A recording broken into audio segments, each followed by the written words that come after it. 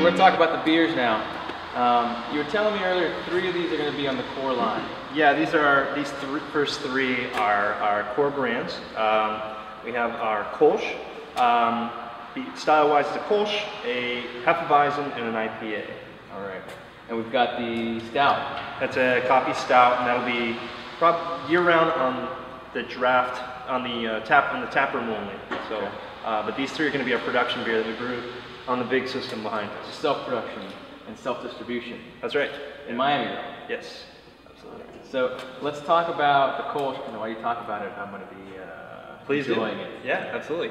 So a Kolsch is a style native to Cologne, Germany, and it's a hybrid. So it drinks like a lager but ferments like an ale. So you can make lager-like beers, but ferment them quickly like an ale. At 1 or 10. Refreshing. Thank you. So hops on this one are what make it a little kind of interesting and our own unique twist. It's got some really citrusy, lemon kind of dill hops. So very not typical for the style. So it's kind of our, it's a variation that you probably won't find somewhere else. And you pick up the dill big time on the back of the palate. Right. Yeah. It's really nice. Is there going to be a name for it? Names are pending right now. The only one that's set in stone is the M.I.A. IPA.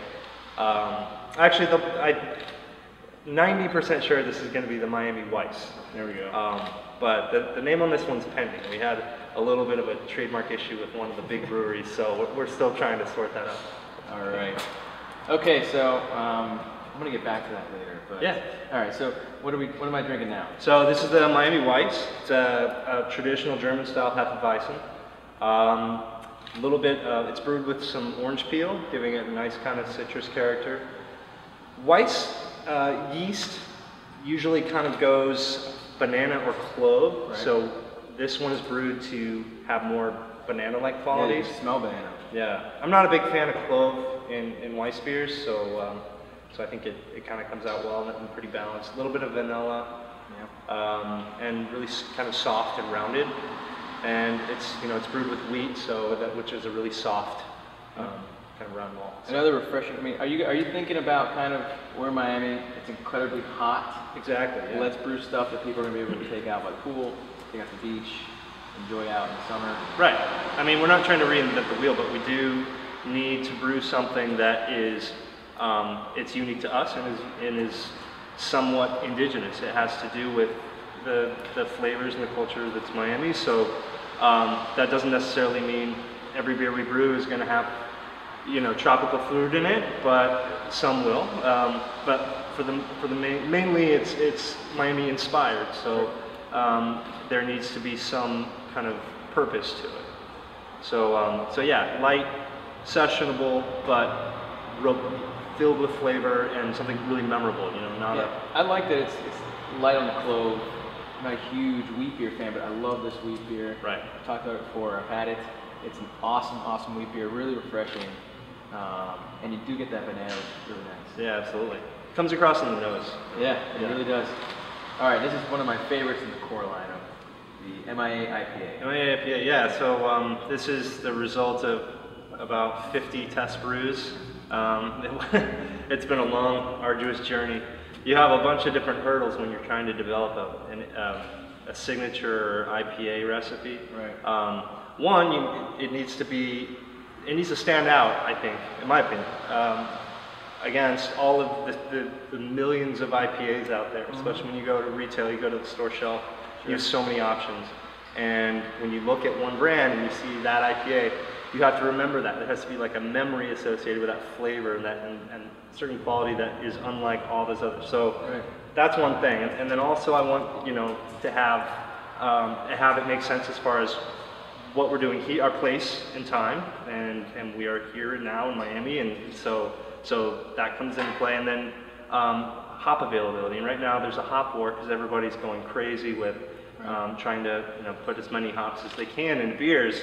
So the really cool and unique flavored stuff gets contracted and sold out for years. So pulled some strings, and we're working with some family farms, and as well as some bigger farms, and then New Zealand.